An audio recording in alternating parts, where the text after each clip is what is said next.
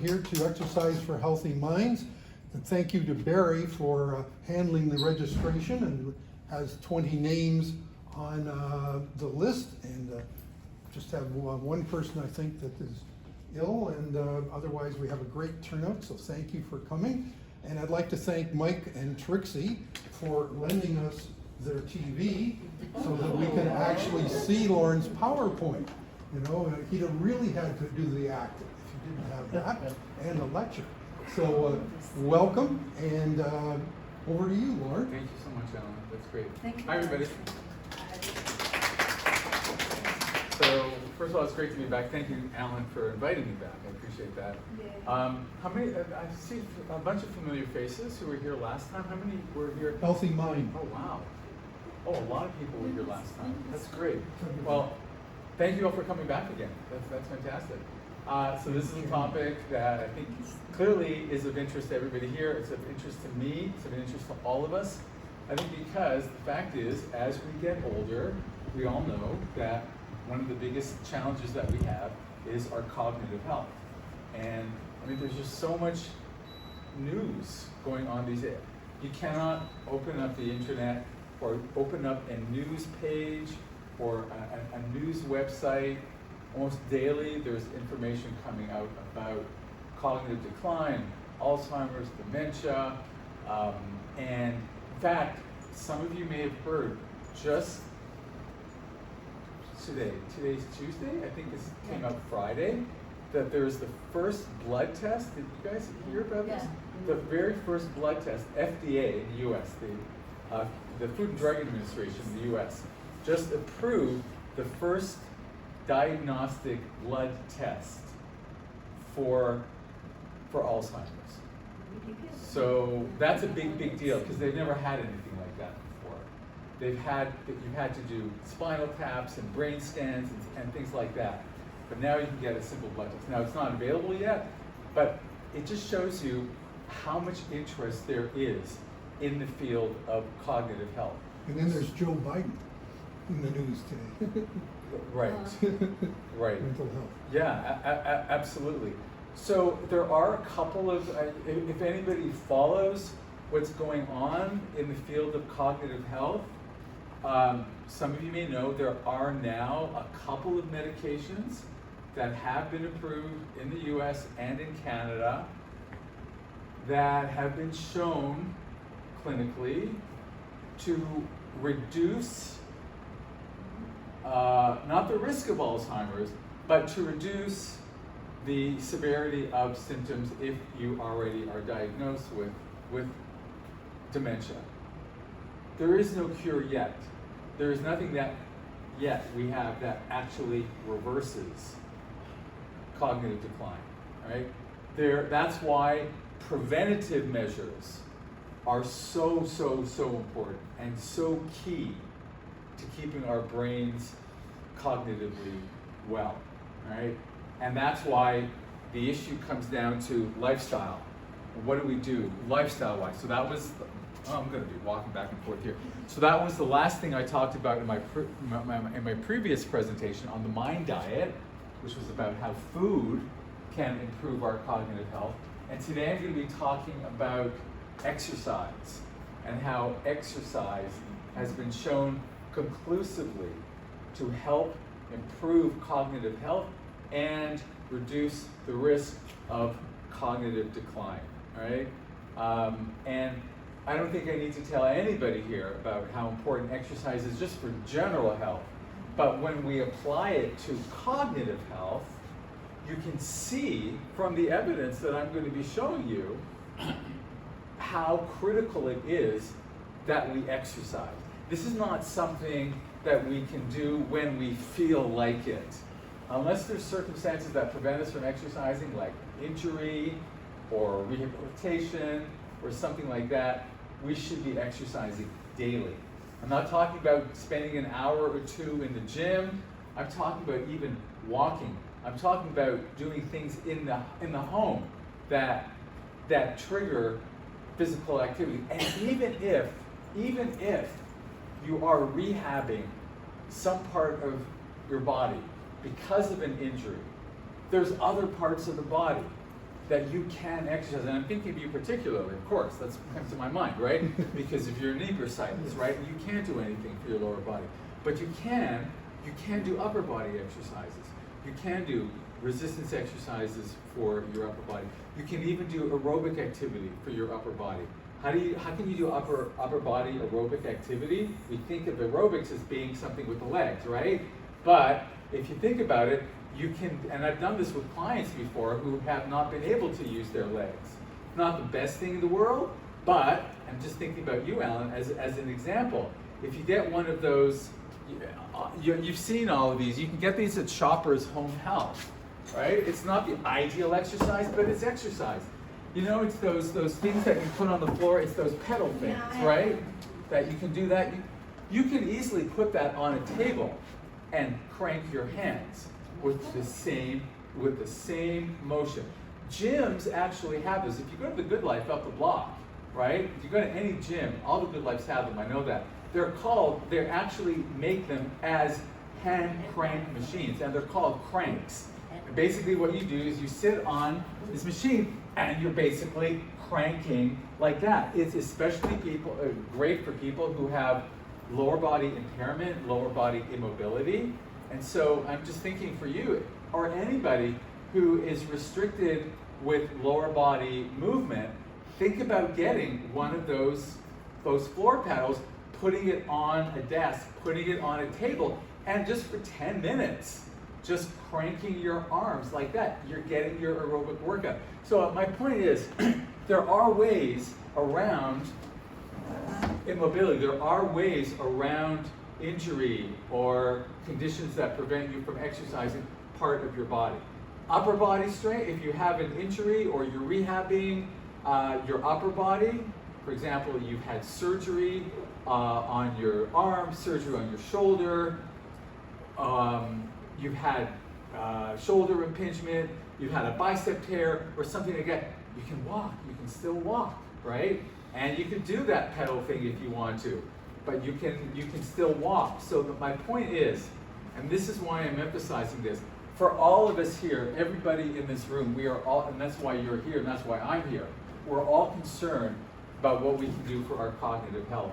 Exercise is next to diet, or including, along with diet, are the two biggest preventative measures we can take to reduce the risk of cognitive decline, all right?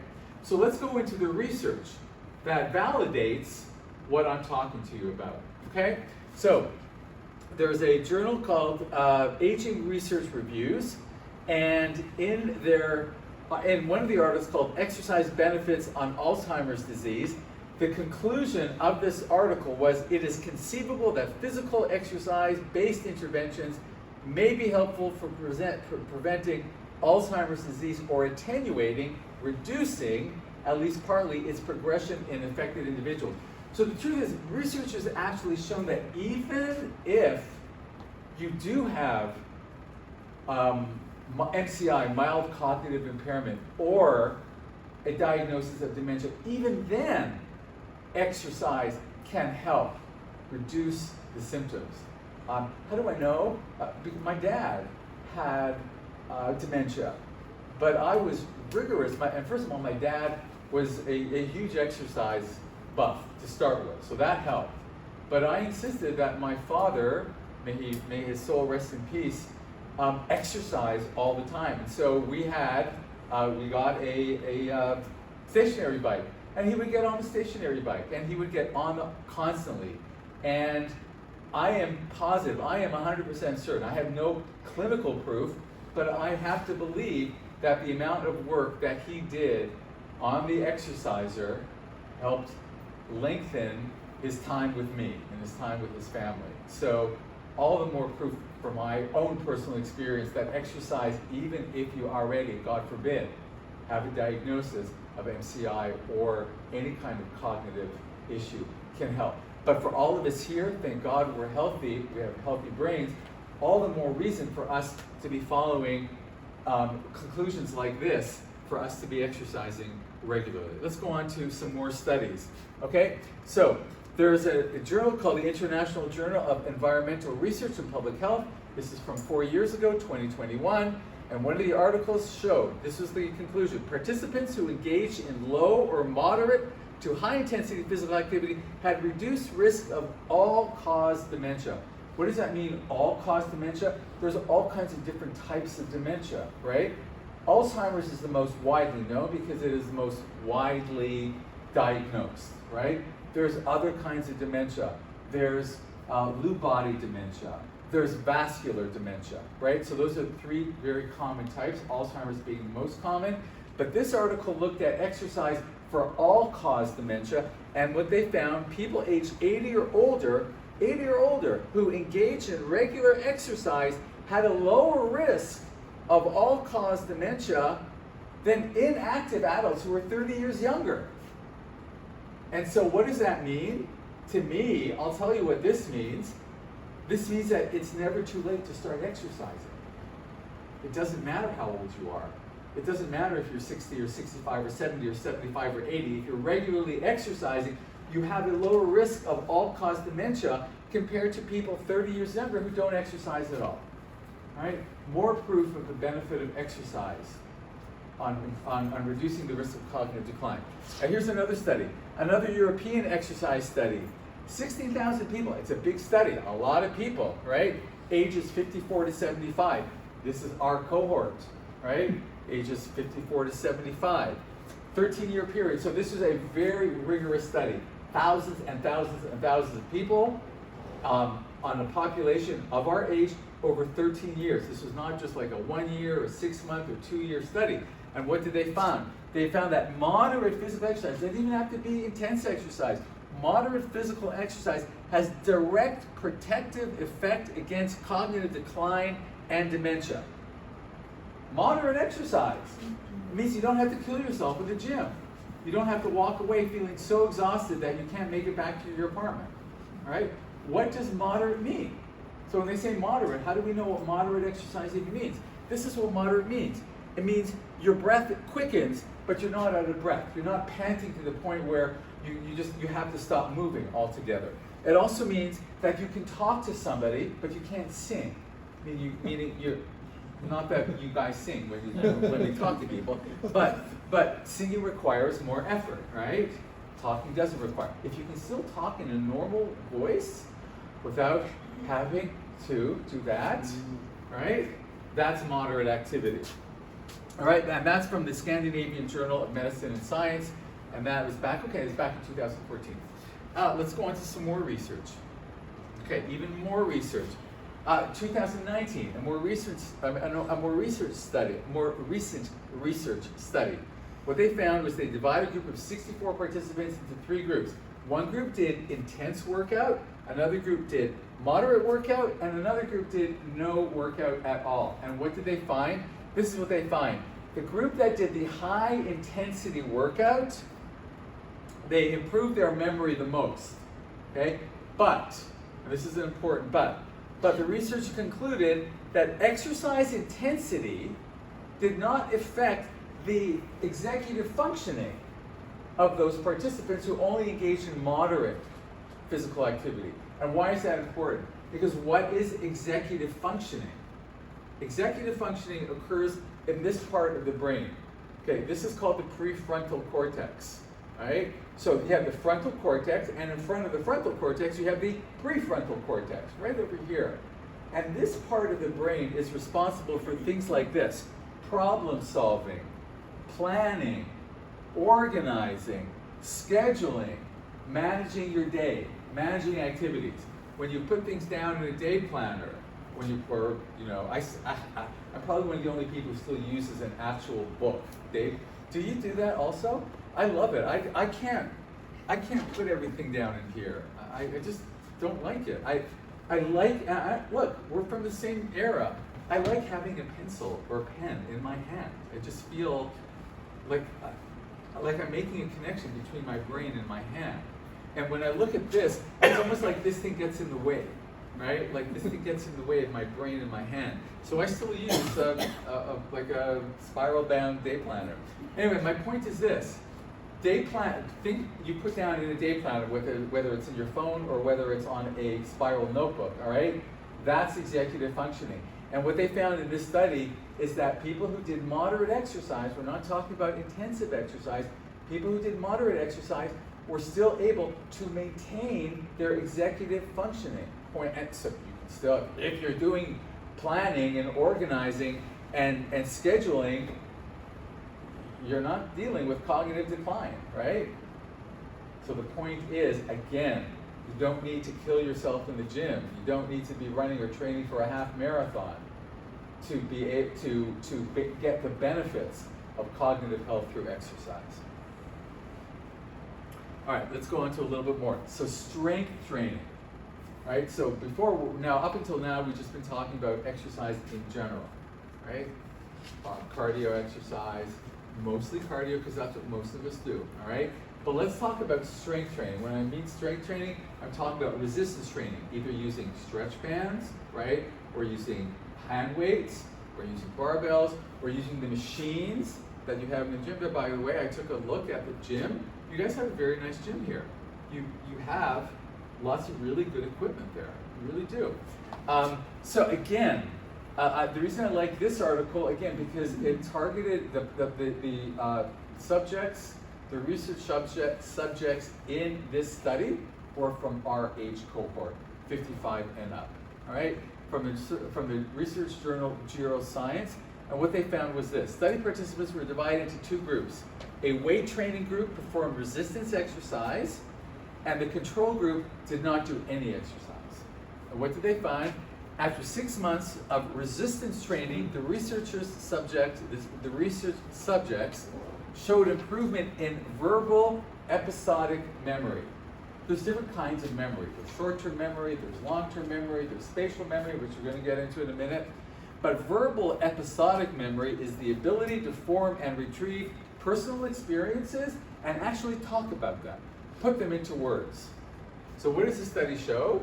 This study showed that even with moderate strength training, resistance training, weights, dumbbells, resistance band, body weights, machine weights like you have there, it preserves your memory, right?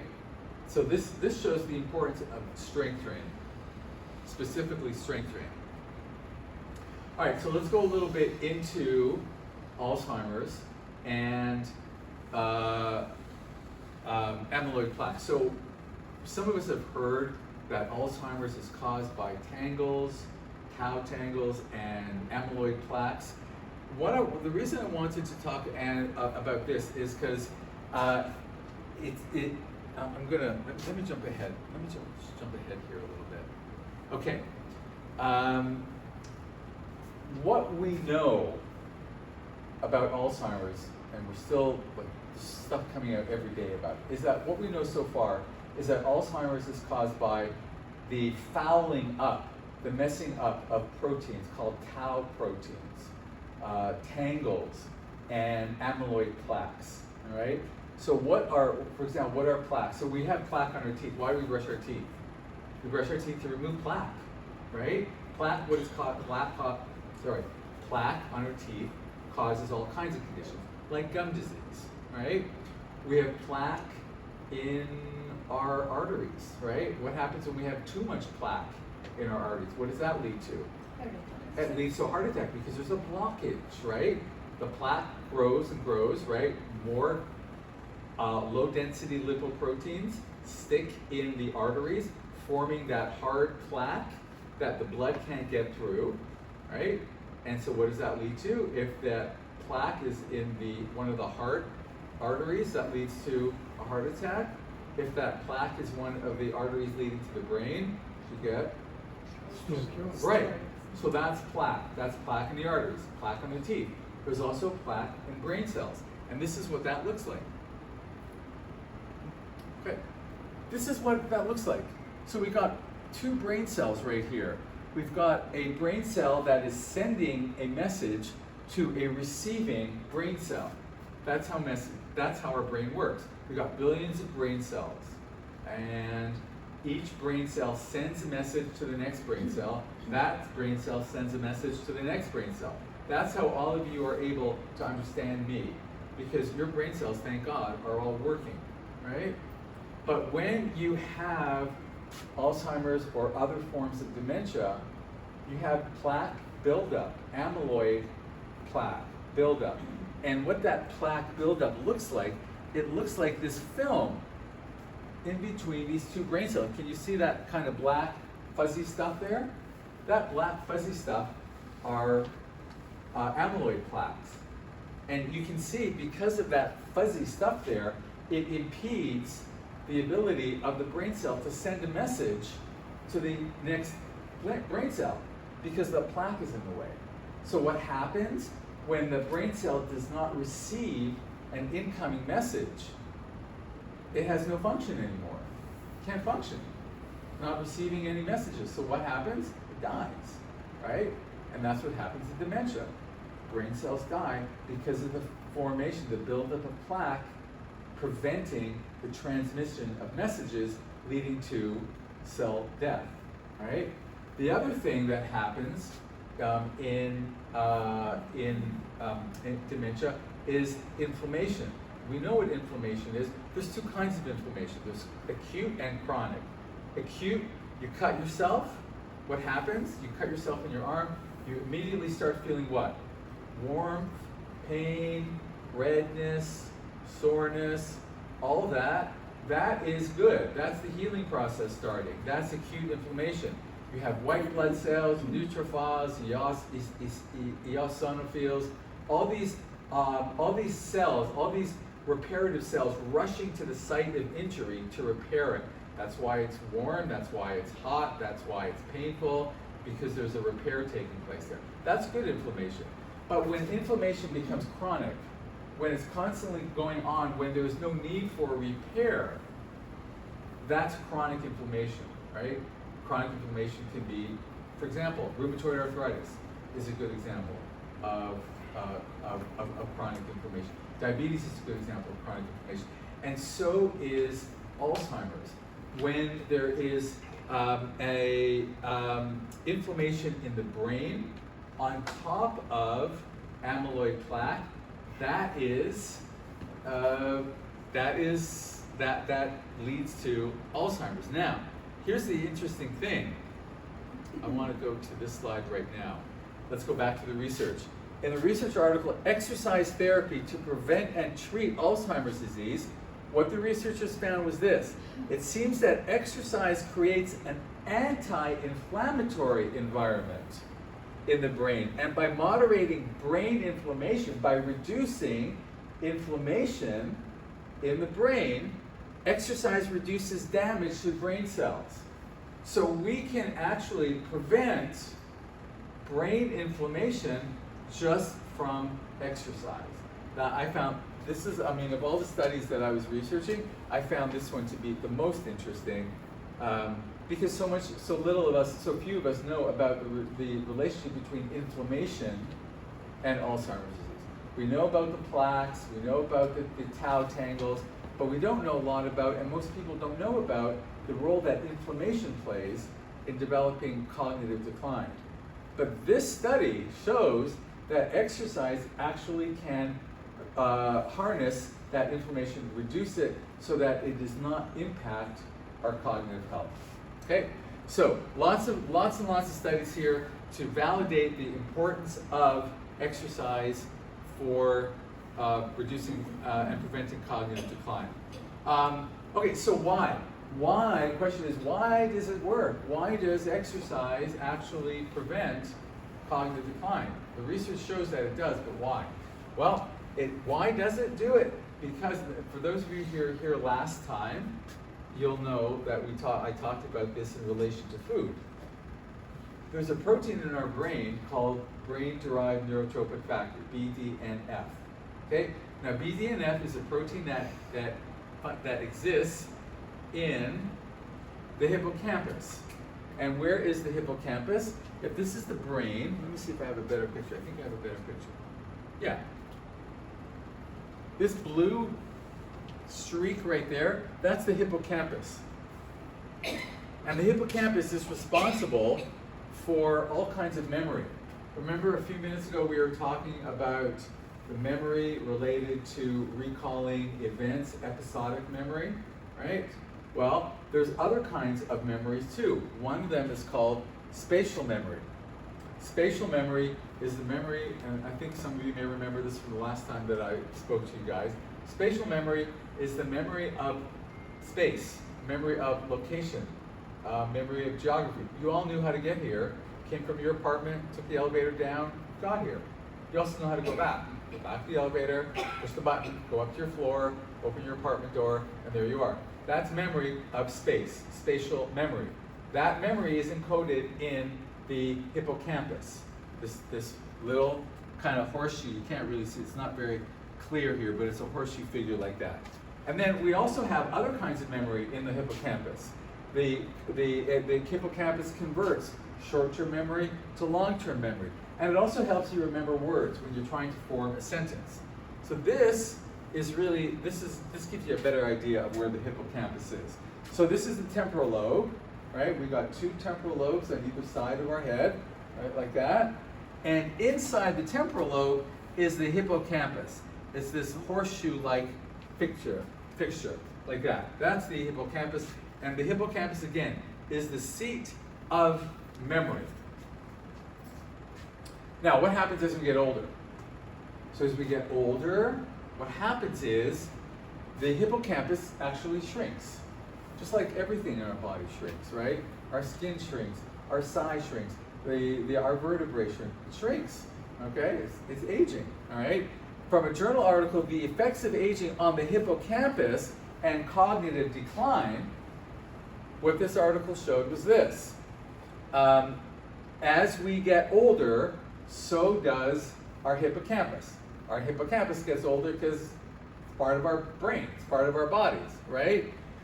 Which is one reason why the aging process impacts memory, because as we get older, the volume, what is it about the hippocampus that shrinks? The volume of the hippocampus shrinks. And what does volume mean? Volume means the size of the hippocampus. What is the hippocampus made of? It's part of the brain. So it's made up of brain cells, right?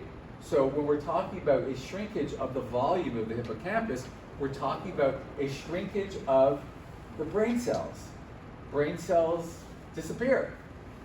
And this is nothing to do right now with Alzheimer's. This is also just a function of aging, right? So let's put aside cognitive decline right now and just talk about the effect of aging.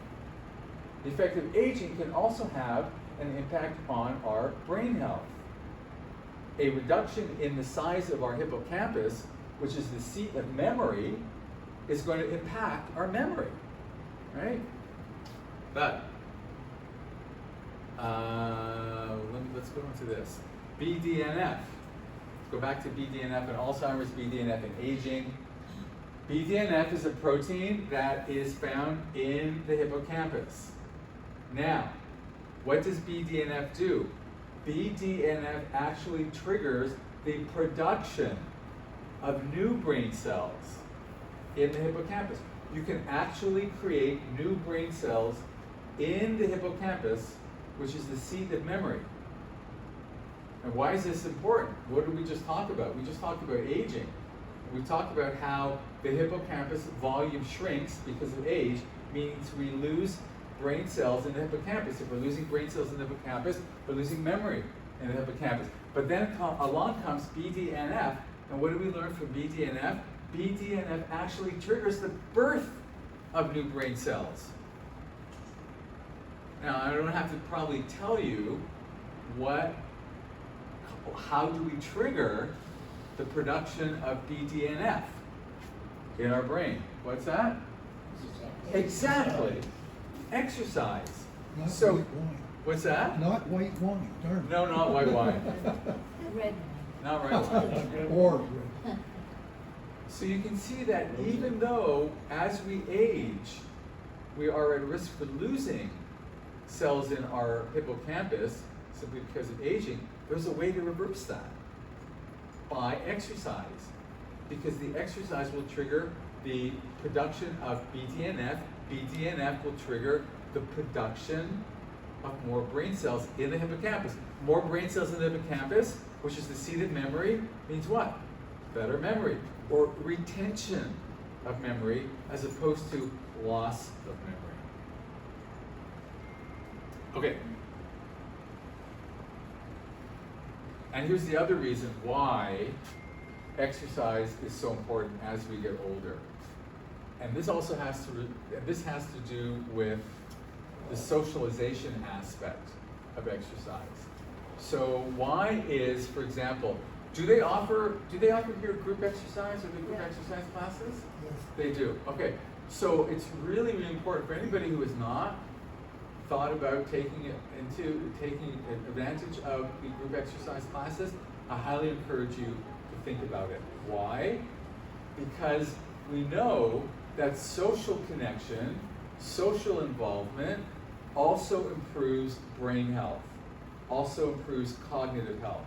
Simply the interaction of people communicating with other people. We know that there's been a gazillion studies that show that loneliness and isolation has a strong impact on brain health and longevity. People die earlier who are lonely. That is absolutely conclusive. So social health is as important for brain health as anything else. When you combine taking a class in a social environment, an exercise class in a social environment, it's like you're getting a double whammy of brain health. You're connecting with other people in an exercise class, you're doing it with other people, you're socializing with other people, which improves brain health, and you're getting that dose of BDNF in that social circle environment. So that's why group exercise is like probably the best way to safeguard your brain health. You're getting that social health experience plus that brain health experience from your BDNF. Add both of them too, they're synergistic. They complement and add to each other. What kind of exercise, group exercise do they offer here? Just curious to know. Is it like a combination of half-hour aerobics and half-hour sit on the chair and more toning? fantastic? How many times a week do they do that here? Twice. Oh, that's good. That's really, really good. That's excellent. Okay, so again, so I highly encourage you guys, if you don't do it here, find someplace else to do it. But the main thing is, even if you're not doing it in a group, even if you don't want it, if you don't like it, the main thing is to just exercise and do something. So CSEP, the Canadian Society for Exercise Physiology, what they recommend is they recommend 150 minutes of exercise a week. That's a lot. It seems like a lot. Who has 150 minutes a week to do? Well, it doesn't have to be done. First of all, it doesn't have to be done all in one day. But even if we break it into 7 days, right? What's 7 into 150? 7 into 150 is about 20 minutes a day, because 7 times 20 is 140, right? Now, 20 minutes a day is not a lot, right? But even 20 minutes a day doesn't have to be done in 20 minutes. You can do 10 minutes here, you can do 10 minutes there, right? How many people count their steps? Many people here count their steps a day? A lot of you count your steps per day. That's fantastic. Steve, you count your steps? Well, my iPhone does for me. What's that? The iPhone. Your iPhone does it, right. Yeah. I wouldn't think that you keep a log in your No. head. What is that? Oh, 1001, 1000. Oh shit, now I have to start all over again. You wear a Fitbit and you're fine. Check every day. What's that? You wear a Fitbit, it'll track you. Yeah, of course. Yeah. Absolutely, absolutely. So if you track how many steps you're doing a day, then you know, if you're getting your 10,000 steps, you know that you've done, or close to it, you know that you've done the amount of exercise required per day, all right? So what exercise is really the best? Is it aerobic exercise? Is it strength training? Resistance training? So the truth of the matter is, I'm going to show you here. Resistance training has been shown to improve a hormone called insulin growth factor 1, which promotes cognitive health. So we do know the importance of strength training for cognitive health, because IGF-1, insulin growth factor 1, triggers cognitive health, improvement in cognitive health. But we also know that aerobic exercise is what triggers BDNF, as we just talked about. So between the BDNF that's triggered from aerobic exercise and the insulin-like growth factor that's triggered from resistance exercise, what do we know? We know that both of them are important. You can't do one without the other. You can't simply do weight training or resistance training and not count your steps or not make sure you're getting aerobic activity. You can't just do aerobic activity without doing some form of resistance exercise. Okay? All right. So, any questions before we go on to our, yeah? Is it true, I read that exercising may weaken the immunologic system? No, the opposite. The opposite. Oh, 100%. No. So you exercise, then there's a period where your white cells go down and then go or something like that. Your wife's cells, but not your cells? You're only for your wife? Only her cells go down? White. Oh, white! Oh, I thought you were referring to your wife's cells. That would be really interesting that only her cells go down, but yours stay the It same. is, but yeah, it's white. It's not white cells, it's white cells, White. right? Right. Are you saying that your white cells... They reduce when you You know exercise. what? I'd have to look into that. Because what I do know is that overall, exercise improves the immune system. It could be that if you are not feeling well, if your resistance is already low and you exercise, then that would reduce your white cell count. Okay? But ask your wife. I have a question. It's not related to exercise. Is Alzheimer's genetic or any? It doesn't matter because I know what my sister-in-law got at age 55, Yeah. and she's in a home, and her mother is 98 years old, Right. and she's fine. Right. So can it be genetic? Does anybody know? Absolutely. There's an absolute genetic predisposition, for sure. That does not mean that if it runs in your family, you're going to have it, Right. right? If there's biomarkers that can test if you have it. EPO4, I forget what the biomarker is. There's a specific gene that you can be tested for, and if you have, I forget it, I think it's called EPO4. 100% not sure, something like that. That is, if you have that genetic marker, then you are at greater risk So for you could be developing Alzheimer's. Okay, thank you. So it is genetic, but it's like, you know what it's like? It's like any other condition. If you have it running through your family from both sides, mother's side and father's side, there's a better chance that you'll inherit those genetic markers of that condition. If you have it from one side of the family, but not the other side of the family, there's a less likelihood, less risk that you'll have it. Did somebody have another question? I have a question. Yeah. Barry. Lorne, last time, quite a number of years ago, when I was talking to a neurologist, and we were discussing the ability to diagnose Alzheimer's. And at that time, he had said that there's really no good test. They were beginning to do something new that only one hospital in Toronto was capable of doing this test. Now, this is about 10 years ago. Right. Is there any advance in the definitive diagnosis of Alzheimer's? Yes. Other than an autopsy? Yeah. So that's what I was saying. They have this new test, this new blood test that just came out. Okay. In states. Literally just came out. The FDA, the Food and Drug Administration, just gave approval for this new blood test that can determine whether somebody is at risk for Alzheimer's disease. At risk or that they have it? Good point. I'd have to look that up. I think it's at risk. But I can look it up.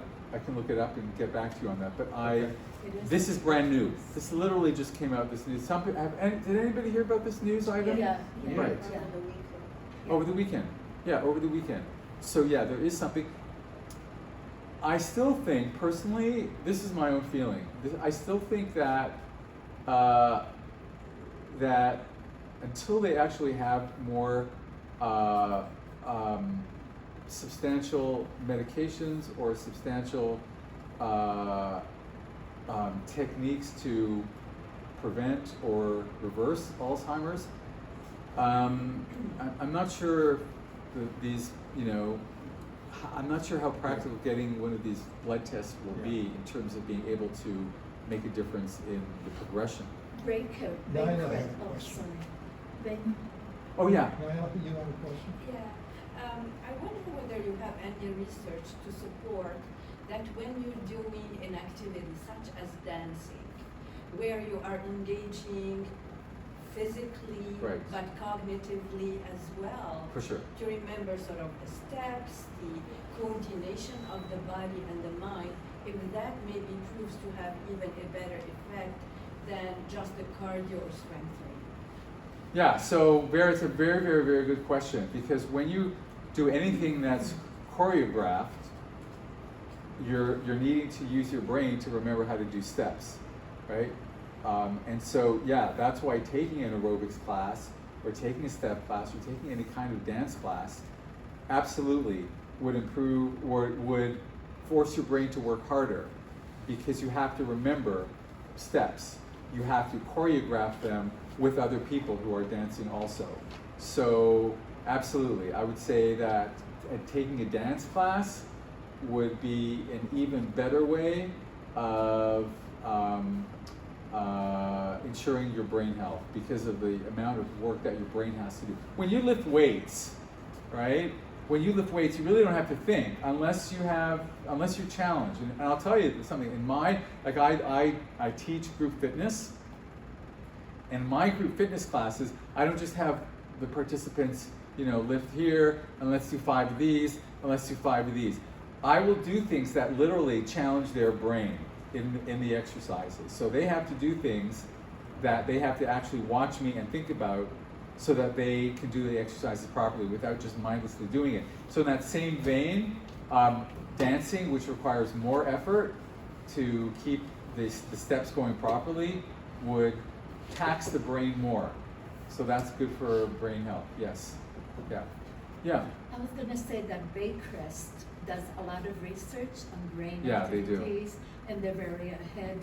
And if anybody needs the test or wants a test, they can actually get in touch with Baycrest, and they can, Yeah. get it maybe through the. Yeah, I don't know if that test is available in Canada yet. Not from what I know, it's not even available in the US yet.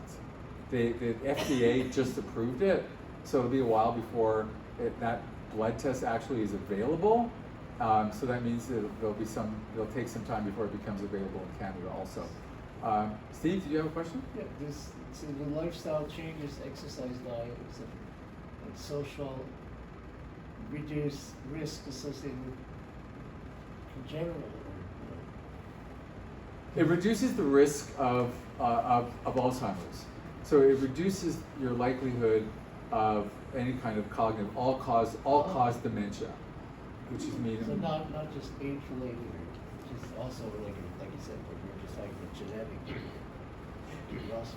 Yeah, I see what your question is. I would say yes. I would say yes.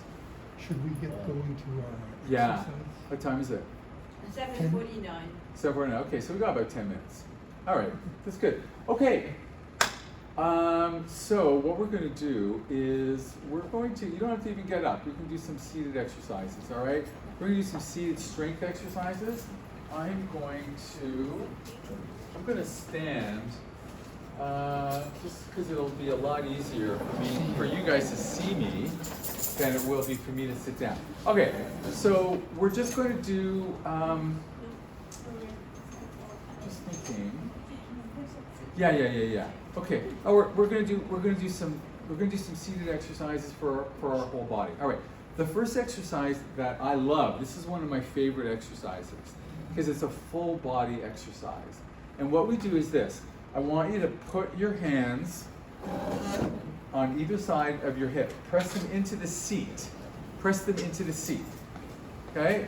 So go into the seat. You're going to press your hands into the seat. Steve, like this. You're going to press your hands down there like that. Oh, sorry. No, it's okay. All right. Sorry, must not- Good. Now, what you're going to do now I want you to do this. Push your palms into the seat. Do you feel this in your upper arm? Okay, so now we're engaging our tricep. That's the muscle in the back of the upper arm.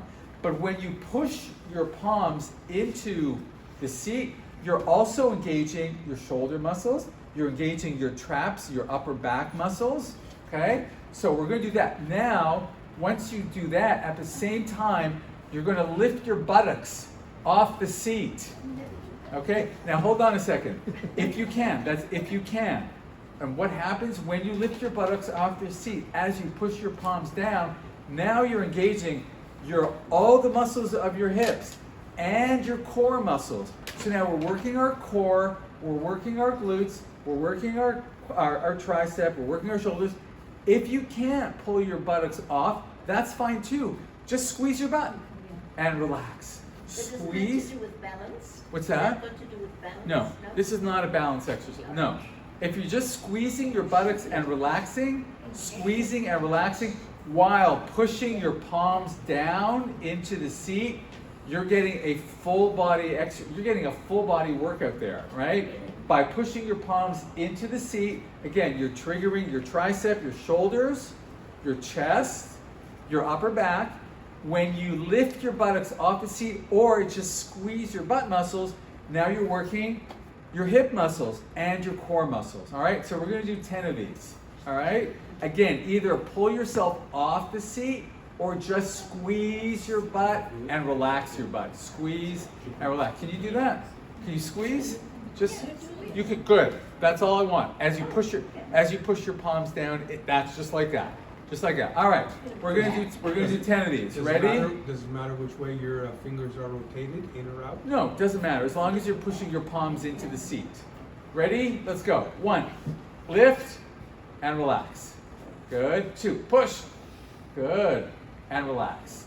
Good. Push the palms down, squeeze the butt, and relax. Did you want a seat so you can do this? Come on, you can do this too. There you go. Number 4. Oh, now we have to start all over again. No. Oh, yes. No. We're not going to get her away. She's not going to get away with this. All right, let's go. You know how to do this? All right, you're going to push your palms into the seat and squeeze your butt. Pull your butt up, just like that. And that's 1. Press and 2. Good, Candida. Good. Press. 3 and relax. Push your palms in, lift your butt. That's 4. Good. Number 5, press your palms, squeeze your butt. That's 5. Press it again. That's 6. You guys are doing great. Number 7, push and squeeze. That's 8. Push, squeeze. That's 9. And again, push, squeeze the butt. That's 10. You guys are doing that so well. Let's do 100. No time. No time. Oh, it's always. Didn't you say we're going till 9 p.m.? Okay. All right. That is one of my favorite exercises. Okay.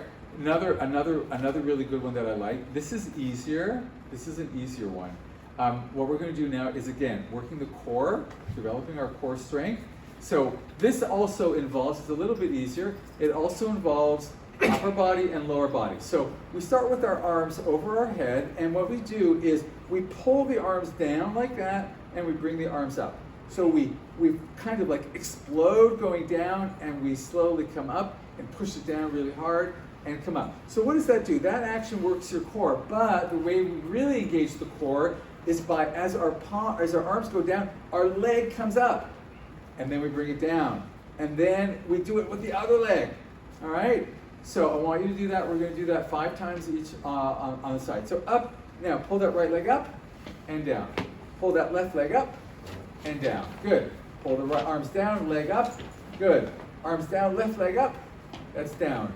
Arms down, right leg up. That's down. Arms down, left leg up. That's down. We do 2 more. Arms down, right leg. Arms down, left leg. Arms down, right leg. Arms down, left leg. Good. You should feel that in your core a little bit. Okay? All right. So here comes another exercise that I find that is, everybody is, I'm just trying to think, is there room? Not so much room. Okay, no worries. What we're going to do for this exercise, I love this exercise, yes. This is a good exercise. This is an exercise, so if you have no weights and you want to work what is called the hamstring. So the hamstring is the muscle in the back of the thigh. So we've got the quadricep, which is the front of the thigh, right? And we've got the hamstring, which is the back of the thigh. Now, for a quadricep exercise, you can just do a leg extension, which is what you were just doing, right? When you were doing this. You were doing a leg extension, you were working your quadricep. But if you're working your quad, the front of the thigh, it's always important to work the opposing muscle, the back of the thigh. It's like doing a bicep curl, but not working the opposing tricep muscle, okay? You need to work, you need to work opposite muscles, so that you don't create muscle imbalance in your body. That's why, that's why when you're working out with resistance machines, or you're working out with resistance equipment, another example would be doing an exercise for the chest and making sure you know to do an exercise for the back, all right? So what we just did is we just did an exercise for our quads. Now, how would you do an exercise for your hamstring without any weight, just with your body weight? So what you do is this.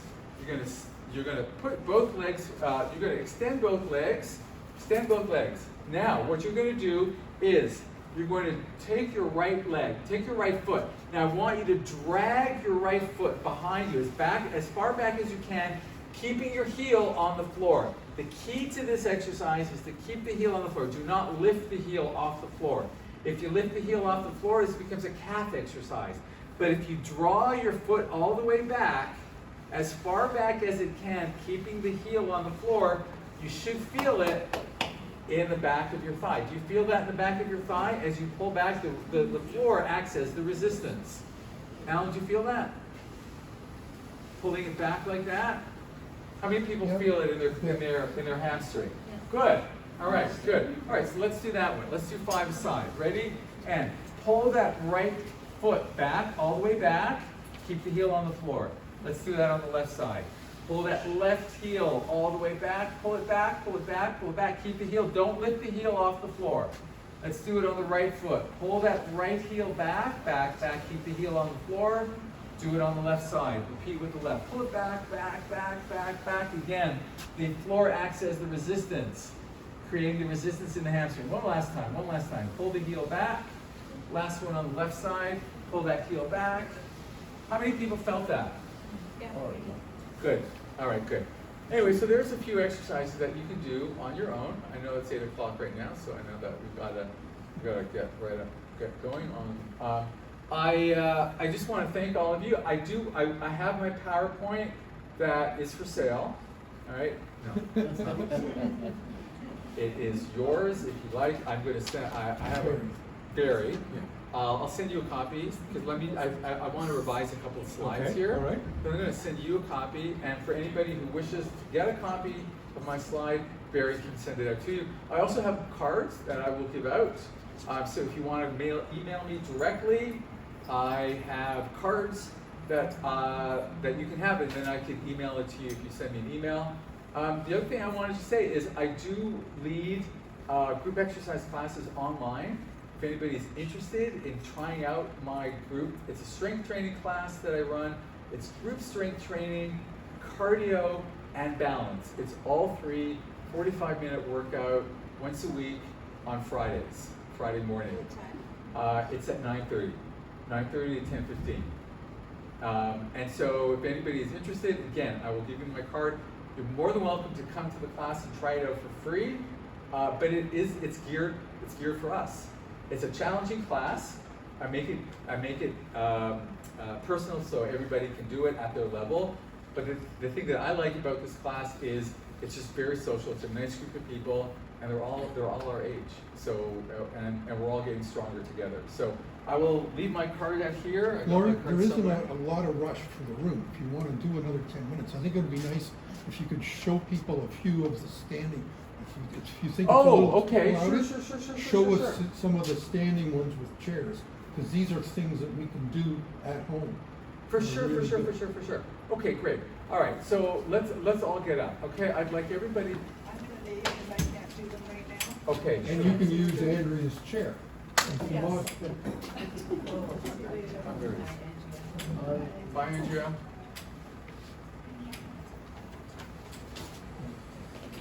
Okay, Put yours right there. so what? The best. Yeah, you know what? The most elemental exercise to do is a squat. So I'm going to teach you guys how to do a squat. You know what I'm going to do? I'm going to be very careful. I'm going to get up on here to do this. I'm going to be careful. Don't worry. I'm going to be careful. Is it okay? This is the best way for you to. Just so you can see. I just want you guys to be able to see. Okay. Can't you hear? Could you just move over there a little bit? So there we go. That way. Okay. Perfect. Okay. So to do a squat properly, I want to show you how to squat properly. This is really important. So when we squat, what's the most important thing to know how to squat? It's where we are focusing our squat. So a lot of times, well, people will do a squat improperly and they'll put the weight on their toes when they're coming down. Now that puts a lot of pressure on the knee. So the thing that we want to focus on when we do a squat, what muscles do we target when we're doing a squat? The big buttocks muscle, right? It's primarily a hip muscular exercise. Of course we work our quads, but primarily this exercise improves the strength of our hips. And why is that important for all of us, especially for the women in the room? Why is this important? Prevent fractures, exactly, Steve. Especially for women who are at greater risk for osteoporosis than hitting bones in the hip, okay? So for women, it's especially important. If there's one exercise that all women should be doing, seriously, it is squatting. And this is how we squat properly. So the first thing that we do is we take a slight bend in the knees. Now, here's step number 2, and this is really important. What I'm going to ask all of you to do is, Alan, see that chair over there? Mm-hmm. Yeah, I forgot your name, I'm sorry. Cheryl. Could you give that to Cheryl, please? What I want all of you to do is I want all of you to stand behind your chair. So I want you to stand behind your chair and turn around. So you're facing away from your chair. You're behind the chair. There you go. Now, why do I have you do this? You're going to hear me. You're not going to see me, but you're going to hear me. This is important. To do a squat properly, you want to drift your hips back as far as possible. So what's a very good visual cue to think about imagining pulling your hips back? You're standing in front of that chair. I want you to actually do this. I want you to push the chair back with your hips. So you're going to push it back with those hips and then press the heels into the floor and come back up. All right, so let's push the chair back and push the heels into the floor and come on up. Now straighten up and pull that chair back. Pull that chair back in front of you. Pull it back. Good. And this is where, can you do that? It's a little hard for you? Yeah, switch, get your own chair. It's got that at the back. Are we so I can't supposed get the to legs hold in. the chair Yeah, while it's we- No, I don't want you to hold the chair. I don't want you to hold the chair. So let's try that again, everybody. Let's try that again. So first we're going to bend those knees slightly. Now, push that chair behind you. This is the feeling that you want to have when you actually do a squat. And now, push your heels up and come on up. That's it, Barry. Just like that. Perfect. Just like that. That's exactly what you want to do. All right? So, let's come back. You can all face me again. You can all face me. That was very good, by the way. That was really very good. So I just want you to keep that image in your mind of pushing that chair back behind you. Notice how I'm drifting my hips back like this.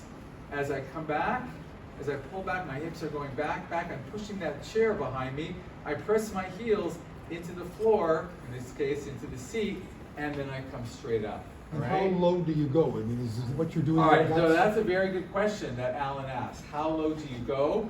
you want to make sure that your back is straight as you push that chair back. If you find yourself flexing at your torso, you've gone down too far. All right? So you do not want to go down like that. You want to go down straight. But imagine throwing that chair behind you as a cue, as a visual cue. Because again, this exercise is all about pushing those hips back, not just coming down. So that's the thing, that's the really important thing. Too many people, when they do a squat, they think it's just about coming down like that. It's coming down, but it's also coming back and down. Because if you just come down like this, you're primarily working your quads. You're not putting the emphasis on your glutes. And this should be a glute exercise. So as we come on down, again, imagine pushing that chair behind you or a desk or whatever piece of furniture you have in your mind. Press the heels into the floor and come on up. I find holding my hands up helps me stay straight instead of going forward. Yeah, whatever. Does that make sense? That's fine too. That's fine too. Another really good thing that you can do. A wall squat. A wall squat would be good too. Sure, a wall squat is fine. No. Actually, I'll tell you what. The wall squat is not good, and I'll tell you why. Because the wall impedes the natural movement of the squat. It forces you into, it forces your spine into the wall. It doesn't allow your spine to curve like that. Do you see what I mean? So that's why. Stretching. What's that? What about stretching? Stretching, you mean Stretch. How do you do a good stretch? for your quad, for your. Like, let's say you've worked out or before, you just want to stretch your body. Oh, okay. That's a good question. Before I answer that question, though, let me ask: does anybody else have any questions about the squat? No, Okay. but I'm thinking about an alternative, which is to stand and sit a few times. Yeah, the sit and stand. So, I'm sorry, I didn't get your name. Nyla. Nyla made a very good point. We squat 100 times a day, and we don't even realize it. Why? Because we sit down and we get up. Every time we sit down and every time we get up, we're squatting, right? So what Nyla said is actually really good. We squat every time we sit down, every time we get up.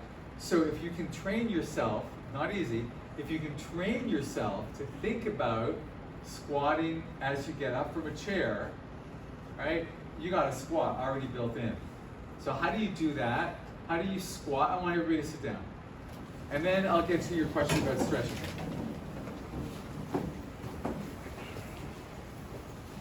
All right, so if you're going to be coming up from a seated position and you want to focus, and you want to make a squat out of it, right, as opposed to just getting up, this is really good, because typically what happens when we get up from a seated position, we don't think about squeezing our glute muscles. We just get up. And unfortunately what that does is it puts a lot of pressure on our low back, right? Because we don't think about getting up from a seat. We just get up.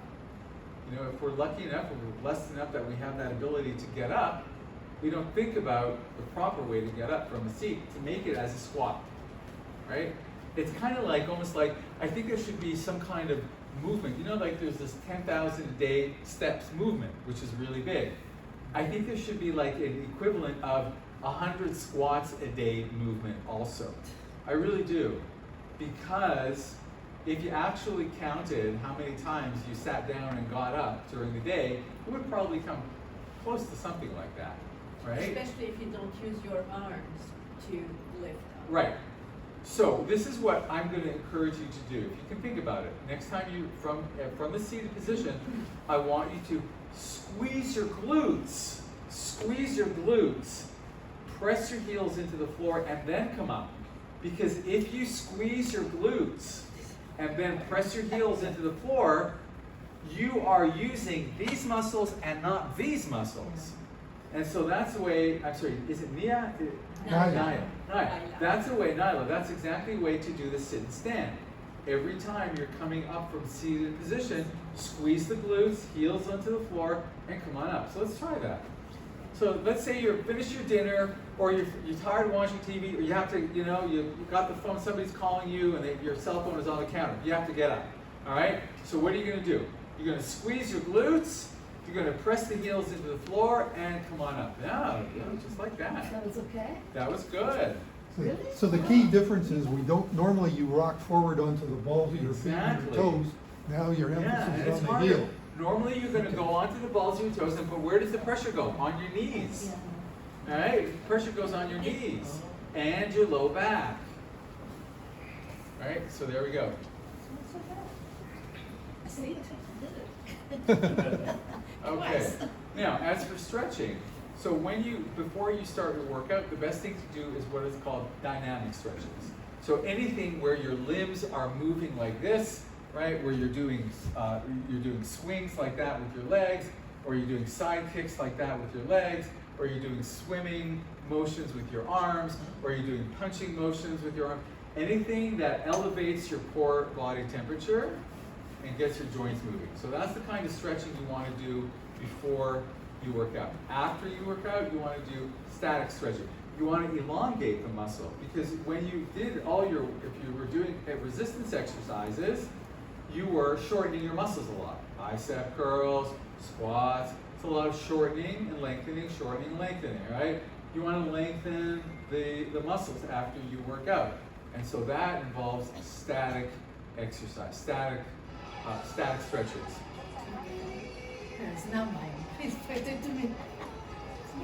Okay, no worries.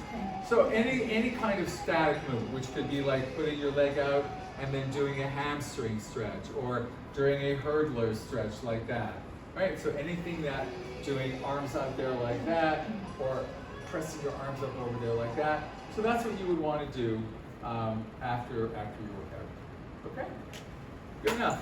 Thank you. All right, my pleasure. So like I said, as I was trying to say, if anybody's interested in trying out my Friday morning exercise class, more than welcome to. First class is free. If you'd like to see, you can come check it out if you'd like. Like I said, it's a good group, you get fun, and you get a good workout. You really do get a good workout. I just wanted to ask you, do you have anything for plantar fasciitis? Exercises. Yeah. I don't. Oh. That's not the kind of thing that I would be. I wouldn't feel. I'm not a physiotherapist or a massage therapist, so I wouldn't want to. Oh, I thought that, yeah, it's basically I the stretches and. My orthopedic surgeon recommended New Balance shoes. Okay. Yes, actually, that New Balance shoes. My podiatrist has also recommended New Balance shoes. Yeah. Because Okay. I had that problem. I'd like to thank Lorne so that some of you who need to go can get going. Thank you so much for coming out, Lorne. It's a pleasure to have you. And this room works out sort of, eh? Okay, thanks. Thank you. Okay, guys. Thank you very much. For anybody who wants my card, I've got to put my.